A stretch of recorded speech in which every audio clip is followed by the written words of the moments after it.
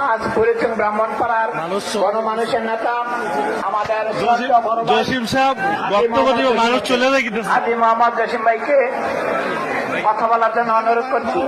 সবাই বসে আছেন। জসিম ভাই বক্তব্য দিবে, মানুষ চলে যাইতেছে।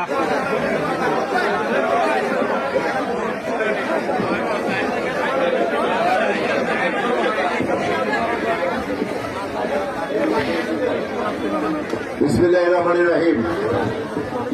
আজকের এই সুন্দর মাহফিলের আমার প্রিয় মুসল্লিয়ান সবাইকে আমার সালাম, আসসালামু আলাইকুম।